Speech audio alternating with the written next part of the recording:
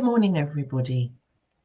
Yes, I haven't got my timings right. I'm a bit early today because I'm expecting a phone call from my GP, and that can come anytime after 8:30. So didn't really want the phone to go in the middle of doing my thought for the day. The English pastor and evangelist F.B. Meyer said, "The greatest tragedy is not unanswered prayer, but unoffered prayer." Sometimes we become jaded about prayer because we don't see immediate answers or the answers we wanted. Then disappointment and apathy sets in, and it can develop and make us have incorrect assumptions about the nature of God, that he is unkind or uncaring. Nothing could be further from the truth. The fact that every prayer uttered is heard by God and answered to his good, pleasing, and perfect will, and of course, his timing. He sees that what we don't see, understands things that we cannot comprehend, and he is always good.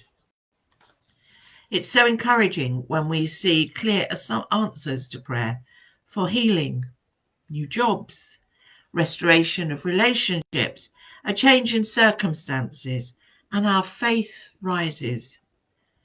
We have all been witness over the last year to answers to prayers for healing amongst our family, friends, and congregations.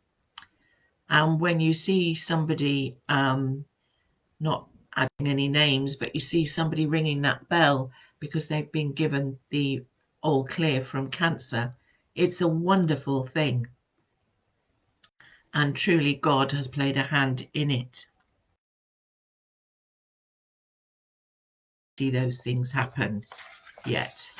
But don't let the enemy lie to you and convince you that God doesn't hear, care, or love you.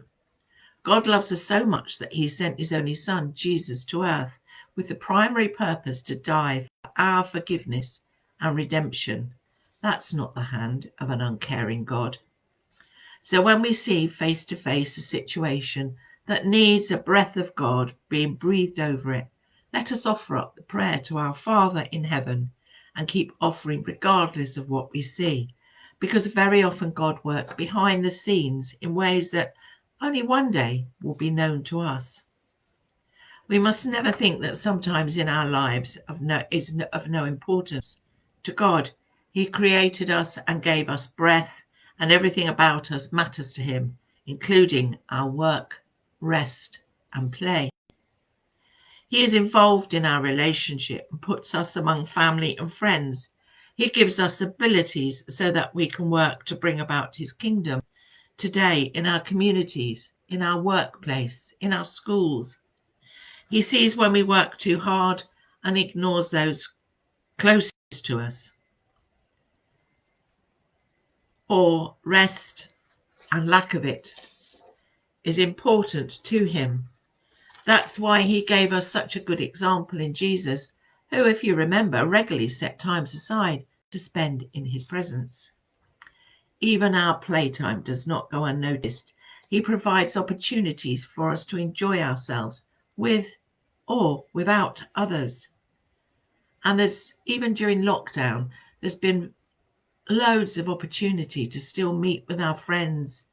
I personally haven't gone out walking because for various reasons, but I know lots of my friends have met up, social distance, and gone on a long walk, which has been good for their health, good for their sanity, if you like, because they've been meeting other people and they've been leaving their homes.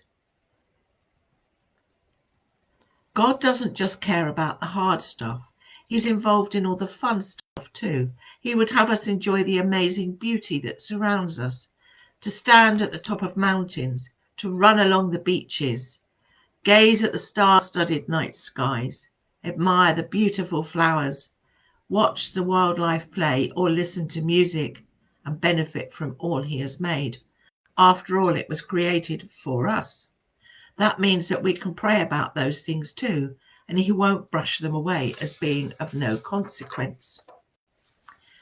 Do you remember many years ago that old advert for a Mars bar? A Mars a day helps you work, rest and play. Not to say pile on the calorific pounds, I have to say. So a